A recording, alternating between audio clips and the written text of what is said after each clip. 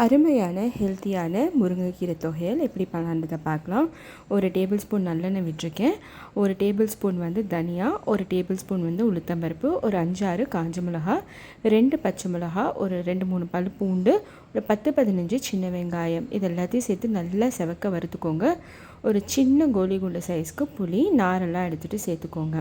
இதெல்லாம் நல்லா செவந்து வரணும். அந்தளவுக்கு வதக்கினதுக்கப்புறமா முருங்கைக்கீரை 2 கைப்பிடி முருங்கைக்கீரையை நல்லா வாஷ் பண்ணி ஆற வச்சுட்டு உணர்த்தி எடுத்துகிட்டு அதையும் இது கூட சேர்த்துக்கோங்க.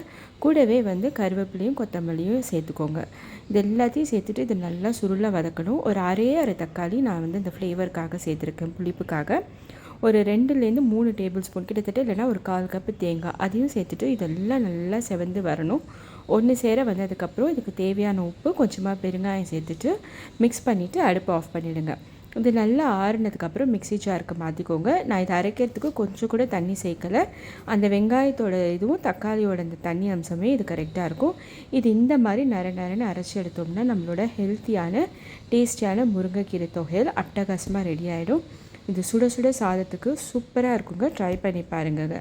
மேலே நான் கொஞ்சமாக தேங்காய் எண்ணெய் விட்டுருக்கேன். அந்த தேங்காய் எண்ணெயோட ஃப்ளேவரில் இந்த சாதத்தில் நீங்கள் பிசைஞ்சு சாப்பிட்டிங்கன்னா அவ்வளோ சூப்பராக இருக்குங்க. ட்ரை பண்ணி பார்த்துட்டு எப்படி வந்ததுன்னு சொல்லுங்கள். இதில் ரொம்ப அயன் கண்டென்ட் இருக்குங்க. அடிக்கடி நம்ம செஞ்சு சாப்பிட்லாம். ட்ரை பண்ணி பாருங்கள்.